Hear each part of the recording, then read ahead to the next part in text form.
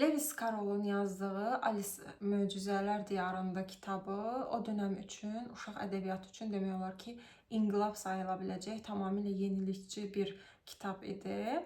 Lewis Carroll əslində bu hekayənin real hekayəsini danışmaq istəyirəm ilk başda. Lewis Carroll bildiyimiz kimi həm riyaziyyatçı, həm məntiqçi, həm də fotoqrafçı idi və o çalışdığı Oxford Universitetinin dekanının qızı Alice ilə onlar birlikdə vaxt keçirirdilər. Alice və daha doğrusu Alice'in bacıları ilə. Və bir gün Alice və bacıları onlar gəzintidə olarkən xahiş edirlər ki, ona bir nağıl danışsınlar uşağa və Lewis Carroll Alice Möcüzələr Diyarında hekayəsini burada danışır və Alice ona deyir ki, çox möhtəşəm nağıldır və bunu kitabını yaz. Bundan sonra isə Lewis Carroll qərara gəlir ki, bunu kitab halında, uşaq ədəbiyyatı halında kitab salsın. Niyə belə danışdım? Nəysə, kitab şəklində yazır. Hekayəsi belədir. Modern zamanda isə hətta BBC-də də bununla bağlı 45 dəqiqəlik bir bəlgesəl var idi ki, yazarın pedofiliyaya belə deyim, onun o zamandakı uşaqlara Alice olan münasibəti və fotoqrafçı olduğu üçün çəkdiyi uşaq şəkilləri bugünün insanı olaraq yəni biraz müzakirəli bir mövzudur. Yazarın kimliyi. Amma yəni belə deyək, müzakirələr var və yazarlar haqqında da, dahilər haqqında da belə deyək, çox belə müzakirələr olur. Əlimizdə bir nəticə yoxdur. Sadəcə olaraq dediyim kimi onun davamlı olaraq uşaq şəkillər çəkməsi, Alice-la olan münasibəti belə müzakirəlidir. Alice-in də realda hətta qoca nənə versiyasında nəysə yaşlanmış formada New Yorkda görüntülər var idi Alice-in də və Lewis həyatı boyu, həyatının sonuna qədər bu kitabla tanınıbdı. Dünya uşaq ədəbiyyatında da Alice Möcüzələr Diyarında kitabı çox önəmli, xüsusi artıq klassika sayılır deyərdim ki, Azərbaycan dilində PDF şəklində internetdə var. Səsli kitab olaraq təbii ki, türklər bunu bizdən fərqli olaraq səsli kitab olaraq yükləyiblər. Özü bir neçə versiyadan. Azərbaycan dilində tapmadım səsli kitab versiyasını, amma bildiyim qədərlə kitab Azərbaycan dilinə tərcümə olunubdur. Mən bir də bunun nağılları da var və mən bunun əsasən Tim Burton'u bilirsiniz ki, çox böyük heyranıyam. Tim Burton 2010-cu ildə Alice Möcüzələr Diyarındanı filmini çəkib gotik üslubda və biraz yeni versiyada deyərdim. Çünki nağılın orijinalında Alice 7 yaşlı bir uşaqdır. O gedir, yəni yuxu görür əslində, dovşanın dalınca düşür, sonra fantaziya bir dünya ilə qarşılaşır, qarşılaşdığı obrazlar, nə bilim, daha sonra isə yuxudan oyanır. Cizgi filmlərində də bu belə göstərilir. Tim Burton isə həmişəki kimi tamamilə fərqli bir baxış gətirir. Çünki Tim Burton'un filmində Alice 7 yaşında olmur, əksinə 20 yaşında bir gənc qız olur və o evlilik filmin başlanğıcında evlilik təklifi alır, amma fikirləri qarışıqdır. Necə ki, Alice əslində uşaqlıqdan yetkinlik dönəminə keçmə hekayəsi idi, Alice'in hekayəsi idi. Burada da o hələ də Alice yəni 20 yaşındadır, evlilik haqqında fikirləri qarışıqdır, qərar verə bilmir, özünü tapa bilmir ki, biz yəni sadəcə uşaq olanda yaşamırıq bu şeyləri, həyatımız boyunca özümüzü sorğuluyuruq, öz qərarlarımızı, özümüzü tapmağa çalışırıq. Yəni yetişkin formada Alice təsvir edilmişdi.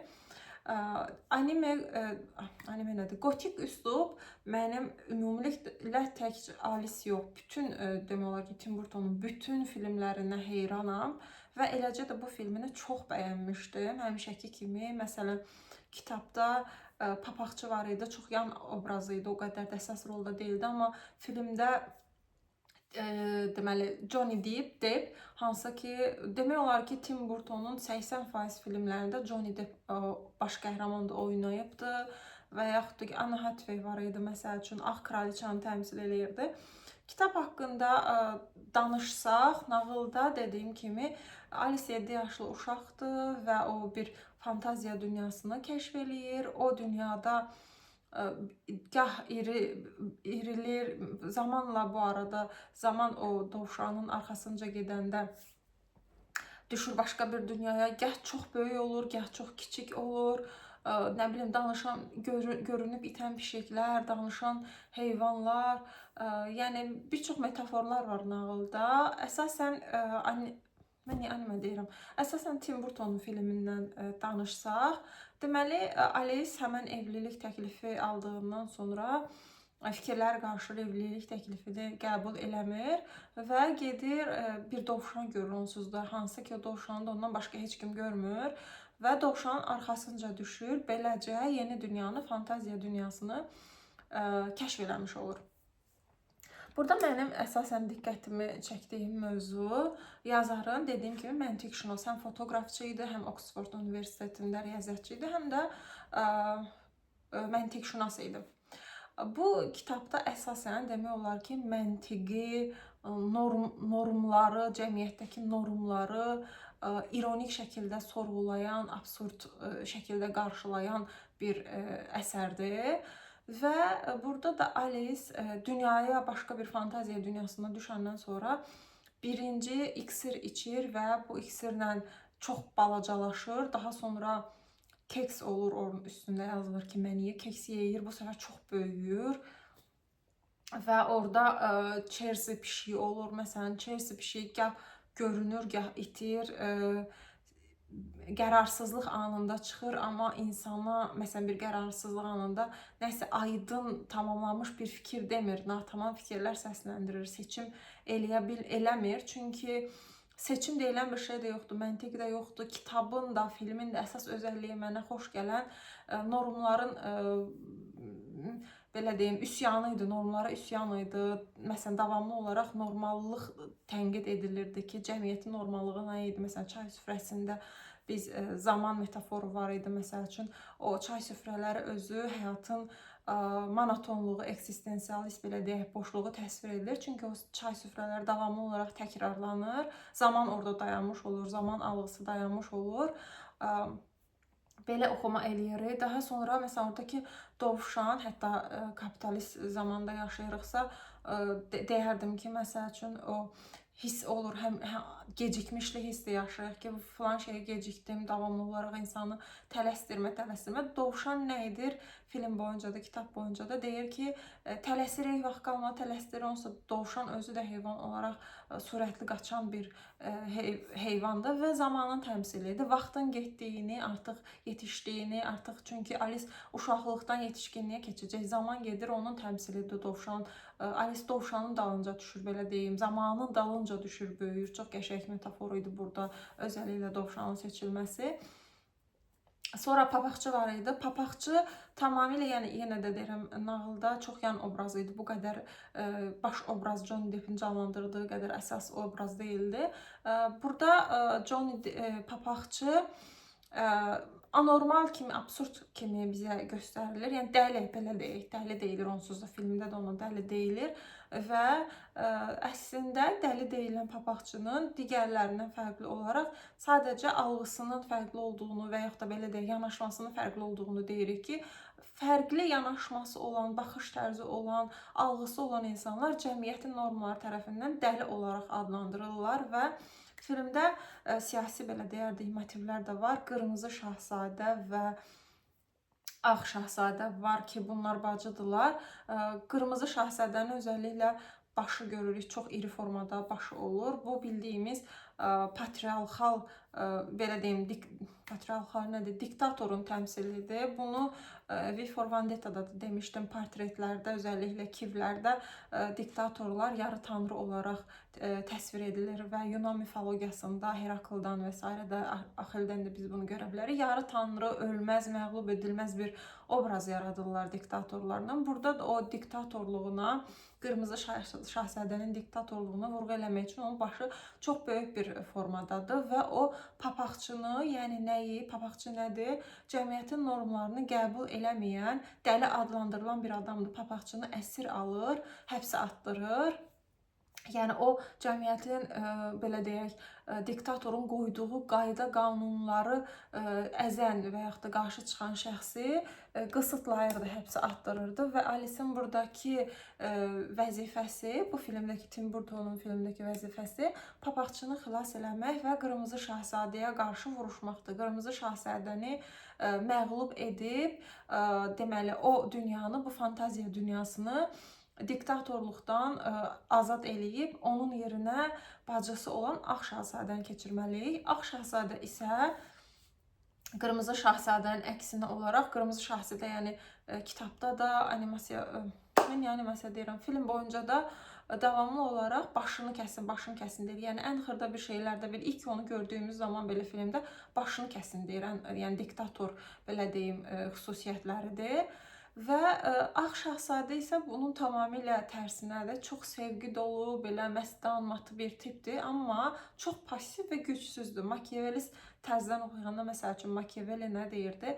Diktatorlar, siyasətçilər daha doğrusu, çünki Makiavellinin yazdığı Prens kitabı, hətta deyilir ki, diktatorlar üçün yazılmışdı o kitabı. Bu da çox müzakirəli ayrıca bir mövzudur. Oradan danışsam qatıb qarışdıracağam indi. Yəni o kitaba bir göndərmə olaraq zəiflər, məsələn, Ağ Şahzadə yaxşı olsa da zəif idi. Zəif olmasının da səbəbi yaxşı olmasıdır. Çünki Makiavelli nə deyirdi? Siyasətçilər, idarə edənlər toplumu zalım olmalıdır. Yəni bu zalım şərtlər bu cürdür. Yəni bir diktator belə olsun, qalib gələcək demirdi. Sadəcə olaraq Makiavelli tutanı deyirdi ki, toplumu idarə eləmək üçün sevgi və yaxud da ki, qorxu arasında qalanda qorxunu seçin. Çünki sevgi bir gün bitir, amma qorxu daha toplumu idarə eləmək üçün daha güclü bir silahdır.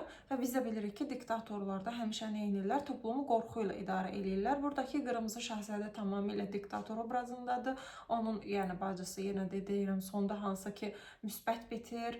Alice Qırmızı Şahzadəni və onun cəlladını məğlub eləyir, əjdaha ilə döyüşərək məğlub eləyir və Ağ Şahzadəni onun yerinə keçirdir. Onların artıq Alice qəhrəmanına çevrilir, onların dünyasını xilas olmuş bir obraza çevrilir. Yenə də deyirəm, bu uşaqlıqdan yetişkinlik dönəminə keçirilmiş əsərlərdə ruhların qaçışında deyinilə bu cür idi. Məsuliyyət verilir, məsuliyyətlə uşaqlar yetişkin bir fərdə çevrilir, böyüyür. Burada da yəni eynilə Alice'ə bir məsuliyyət verilir ki, sən bu dünyanı xilas eləməlisən, sən kraliçanı məğlub eləməlisən ki, bütün bu insanları xilas eləyəsən və o məsuliyyəti, öhdəliyi alır, çətinliklərdən keçir və kraliçanı, zalım kraliçanı məğlub eləyir.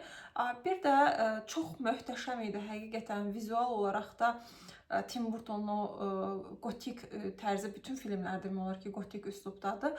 Kitabda daha rəngli, al-əlvan təsvir edilir. Məsələn, papaqçının obrazına da baxanda Johnny Depp'in canlandırdığı görürük ki, narıncı saçları, papaqları, yəni çox rəngli bir obrazdır. Gotik film olduğu üçün təbii ki, burada qaranlıq nüanslar, qarantik effektlər daha ön plana çıxır və deməli, yadımdan çıxmamış, tələsirəm ki, fikrim yadımdan çıxmasın, çox vaxt çox önəmli şeyləri unuduram, videonu söndürəndən sonra yadıma düşür.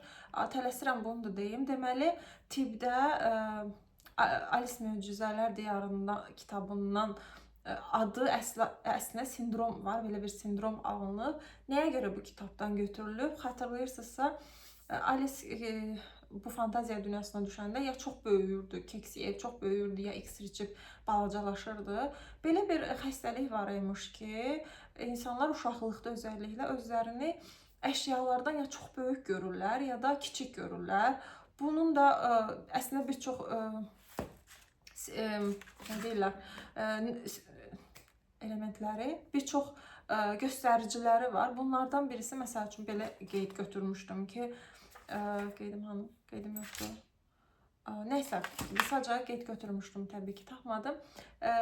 Bunu, deməli, uşaqlar arasında yaranan migren xəstəliyinə bağlayırlar və yaxud da ki, oradakı Alice'in böyüyüb kiçilməsi və yaxud zamanın, nə bilim, sürətlə axmasını, məsəl üçün, o dovşan ki tələsdirir, bunu nevrologiyadakı o gələcək qayğısı ilə bənzədirlər. Özəlliklə yazarın özü də hətta müzakirəlidir ki, bu kitabda belə təsvirlər elədiyi üçün onun da belə bir epilepsiya ilə də hətta əlaqələndirirlər, miqrendən əlavə olaraq. Yəni bir çox xəstəliklərlə əlaqələndirirlər. Yazarın özünün bu miqren ağrılarından əziyyət çəkdiyini və yaxud da ki, epilepsiyası olduğu və yaxud da ki, həqiqətən çünki belə bir xəstəlik haqqında baxanda bu xəstəlik dediyim, yəni özünü əşyalardan Alicedə olduğu kimi böyük və yaxud da ki, kiçik görürsən, bunu yaşayan adamlar sən demə bu şeyləri ətrafdakı insanlara deyə bilmirlər. Çünki düşünürlər ki, insanlar onu dəli olaraq adlandıracaqlar ki, yəni normal qarşılamayacaqlar. Yəni bu xəstəlik də belə çox danışılmır, amma belə də deyirlər ki, bir müddət sonra böyüdükdən sonra, Alice özü də bir böyümə kitabıdır, böyüdükdən sonra bu simptomlar gedir. Yəni belə bir yazarın da dediyim kimi bu xəstəliyi olduğu da müzakirə edilir və yaxud da dediyim kimi Alice və olan münasibəti bir mənalı qarşılanmır və yaxud da ki, o dediyim kimi şəkillər çəkməsi. Mənə özəlliklə xoşuma gələn bu kitabın normlara qarşı çıxması, bizim real həyatdakı o normallaşdırdığımız şeyləri bu əsərdə absurdluqla, məsələn, dialoqlar belə, pişiyin dialoqları olsun, çay süfrəsindəki dialoqlar olsun, qeyri-məntiqidir. Baxmayaraq ki, yazar özü məntiqşünasdır. Yəni, məntiqşünas bir adam gəlir, məntiq anlayışının normları belə ironik səviyyədə uşaq nağılı üçün belə bir əsər yaradır. Burası əslində çox xoşuma gəlmişdi. Yenə də deyirəm, yazarın özəlliklə məntiqşünas olduğunu öyrənəndə. Bu əsəri, kitabı metaforlarla, yenə də deyirəm, oradakı dovşanın zamanın keçməsi, çay süfrəsinin həyatın monotonluğundan bəhs eləməsi, pişik çünki qərarsızlıq anlarında peyda olur, amma bir görünü bitir. Yəni orada olmur. Yəni qeyri-müəyyənlikdir. Bir də aydın fikirlər də demir. Yəni bunlar hamısı metaforlardır. Eləcə də Alice'in bir məsuliyyət alıb, həm də baş qəhrəmandır. Yəni feminist aspektdən də dəyərləndirə bilərik ki, Alice burada, yəni normal nağıllarda nə idi?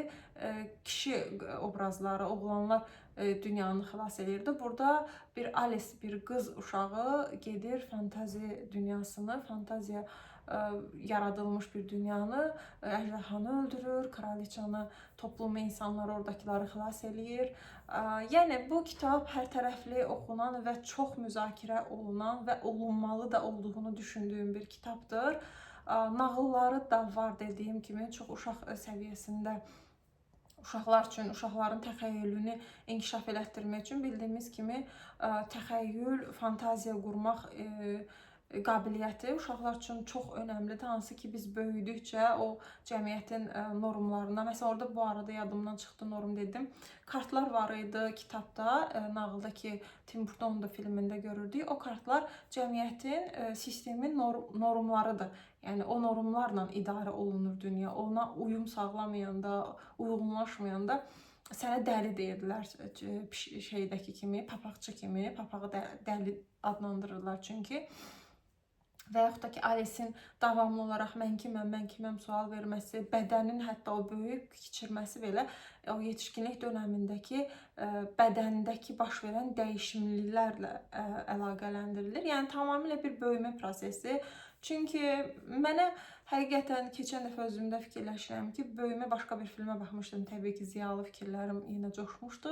Mən o filmdə baxanda fikirləşirdim ki, uşaqlıq dönəmi əslində çox qarışıq bir dönəmdir. Çox yetişkin dönəmdə pis, yaxşı, artıq biz normlarla pis, yaxşı da olsa qəbullanmışıq.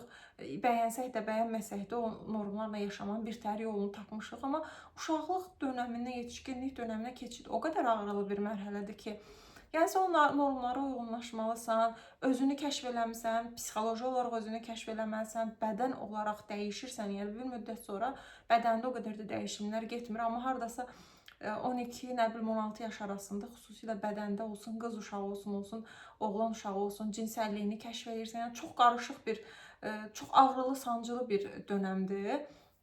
Mən ona görə bu kitablardakı bu uşaqlıqdan yetişkinliyə keçmə dönəmini ona görə sevirəm. Bir də nəsillər arası fərqlər var. Hansı ki, sən valideynlərinin fikri ilə razılaşmırsan ki, razılaşmamalıdır da uşaqlar əslində. Çünki bizdə belə deyirlər ki, qınından çıxıb qınını bəyənmir. Yəni normal o olmalıdır ki, mənim uşağım mənlə eyni fikirdə, eyni zövqdə, dünya görüşdədirsə, yəni mən eyni fikri bölüşürsə, deməli ki, ortada bir şey yoxdur. Yəni o zamanına uyğunlaşmalıdır, valideyni yox. Ona görə bizdə bu uşaqların normallaşdırılması, valideynlərin kopyası, narsist valideynlər dediyimiz narsist valideynlər nə idi? Uşağı fərd olaraq görmür, uşağı öz davamı olaraq görür. Özünün həyatda yaşamadığı şeylər varsa, tutalım, nə bilim, müəllimi olmaq istəyib ola bilməyib, deyir ki, mənim uşağım müəllim olsun. Bu narsist valideyn istəyidir. Uşağını davamı kimi görür, yəni öz fərdi kimi görmür. Və yaxud da ki, necə bir həyat yaşamaq istəyibsə, yaşaya bilmirsə, uşağından onu istəyir. Və uşaq olmaq Azərbaycanda çox qorxulu gəlir mənə, həqiqətən dəhşətli gəlir ki, bir tərəfdən təhsil sistemi, hansı ki, şüurlu və yaxud da ki, bilərək və bilməyərək, böyük ehtimalla bilərək uşaqları təhsildən iyrəndirirlər. Çünki müəllimin işi uşağa təhsili öyrənməyi sevdirməkdir. Öyrənməyi sevdirmək, nəsə öyrətmək, əzbərlətmək yox. O uşağı necə bir sevgi yaratmalısın ki, uşaq özü can atsın öyrənməyə. Amma bizdə uşaqlıq dönəmində çox lazımsız bilgilərlə uşaq yüklənir, valideynlər uşaqların demək olar ki, adi məsəl üçün sosial hesablarda mən görürəm, dəhşətə gəlirəm. Öz malıymış kimi, hətta mən bunu bir dəfə yazanda demişdilər ki, 18 yaşına kimi valideyn öhdəliyindədir, yəni valideynin malıdır. 18 yaşına kimi uşağın valideyn öhdəliyində olması onun əşyası, mülkü olması anlamında deyil. Yəni o qərar verə bilmir 18 yaşına kimi hüquqi olaraq, seçmə haqqı yoxdur. Yəni valideyn onun öhdəliyini daşıyır. Amma bu o demək deyil ki, valideyn istədiyi kimi uşağın sosial şəbəkələrdə, məsələn, aşpazdır, yemək səhifəsidir, amma bütün günü uşağının ən intim görüntülərini belə paylaşır. Uşağın az qala tualetdə oturmasını da çəkir, paylaşır.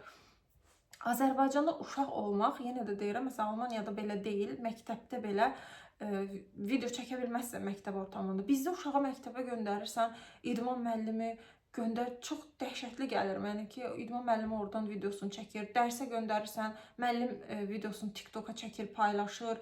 Uşaqların 1 qram sərhədlərindən nə təhsil səviyyəsində, nə valideynləri qram hörmətlə yanaşılmır, sərhədlərini pozurlar uşaqların, intimlərinə girirlər. Uşağın valideyn belə olsa hüququ yoxdur ki, şəklini ictimai şəkildə, yəni sən valideynsən, öz səhifən var, ətrafın var, paylaşsan, bu müzakirəli məsələdir, yenə deyirəm, amma publik şəkildə sən uşağını paylaşasan hamıyla, yəni çox müzakirəli bir məsələdir əslində. Bütün dünyada bu müzakirəlidir. Və yaxud da ki, uşağın sərhədlərinə müdaxilə eləyəsən, uşağı diktə eləyəsən ki, nəyisə zorlayasan, bir tərəfdən uşaq özünü, kimliyini dərk eləməyə çalışır, ətrafını tərk eləməyə çalışır, normlara öyrəşməyə çalışır. Yəni mən heç düşünmürəm ki, uşaqlıq dönəmi məsələn, çünki deyirlər ki, uşaqsan da oxuyur, nədir ki, bir dənə kitab oxumalısan. Bizə də belə deyildi, amma o uşaq məktəbə gedir, bir dənə kitab oxumur. Yəni o uşağın problemləri böyüyün maddi qayğıdır, iş tapıb işləməlisən, ən pis halda, yəni iş problemin var, belə deyək. Yenə də deyirəm, pis yaxşı bəyənsən də bəyənməsən də artıq harda olduğunu dərk edirsən. Amma uşaq o yetişkinlik dönəminə keçiddə, uşaq onu çabalayır, hələ tapmağa çalışır. Və valideynlərin də həm fərqli generasiyadan olması, həm də fərqli generasiyadan olmasını özlərinin algılamaması. Yəni anlamır ki, bu uşağın normalı budur, səninlə eyni fikirdə olmamasıdır normal olan. Və bütün bunlar uşaqlığı çox faciəli, yəni təsvir eləyir mənim gözümdə. Bir də qəribə gələni də odur ki, yəni biz hamımız da qəribə şəkildə uşaqlıq olmuşuq. Bu periodların da nə qədər çətin olduğunu bilirik, amma qəribə şəkildə də hamımız da unutmuşuq. Bunun da səbəbi mən düşünürəm ki, çox vaxt bu mövzularda danışanda deyirlər ki, biz uşaq olanda falan idi, valideyni falan davranırdı, amma mən belə davranmıram. Yəni sən elə davranmadığın üçün özünlə ölçürsən ki, məni məsəl üçün anam döyürdü, amma mən döymürəmsə, deməli mənim uşağın problemim yoxdur. Mənim uşaqlıqdakı problem anamın məni döyməsi idi məsələn. Yəni bununla bitmir. Zaman dəyişir, zamanın tələbləri dəyişir. Təhsil sistemi qırıb uşaqların belini, fantaziyanı öldürürlər. Fantaziya nədir? Məsələn, fantaziya ilə sən hətta dünyanı kəşf edə bilərsən. Fantaziya öldüsə, bu nağıllar, mifologiyalar hamısı insanların fantaziyalarının məhsuludur. Yəni sən o uşağın fantaziya qabiliyyətini öldürürsənsə, normları diktə eləyirsənsə, əzbərlədirsənsə, yəni əzbərdir. Təhsil sistemi sırf Azərbaycanın əzbərçiliyi üzərindədir. Sən onlardan bir fərd olaraq böyümək və yaxud da ki, böyüyəndə nəysə bir kreativ bir iş yaratmaq şeyini gözləyə bilməzsən ki, Azərbaycanda da yaradıcılıq demək olar ki, sıfırdır, sıfır. Yaradıcılıq deyilən heç bir şey yoxdur Azərbaycanda. Nə təhsil sayəsində, nə incəsənət sayəsində, heç bir sayədə mən deyə bilmərəm ki, çünki yəni yaşadığımız uşaqlıqdan hansı ortamda, təhsil sistemində, ailədə böyüdüyümüzlə əlaqəlidir.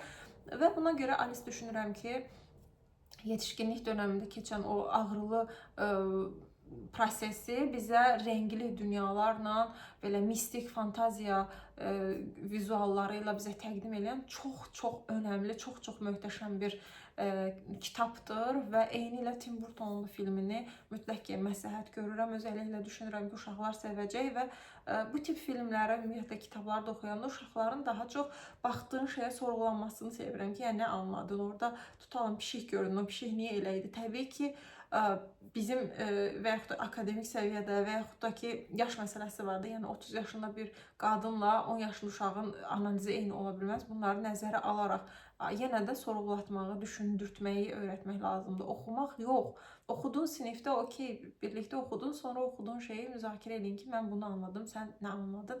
Məsələn, Tim Burtonun bu filmini düşünürəm ki, uşaqları oxudub, izlədib daha doğrusu, uşaqlara bununla bağlı fikirlərini soruşmaq mənə çox maraqlı gələrdi. Belə, yəni kitab dediyim kimi PDF şəklində Azərbaycan dilində var, səsli kitab olaraq bir neçə versiyaları var türkçədən, kitab tərcümə olunubdur.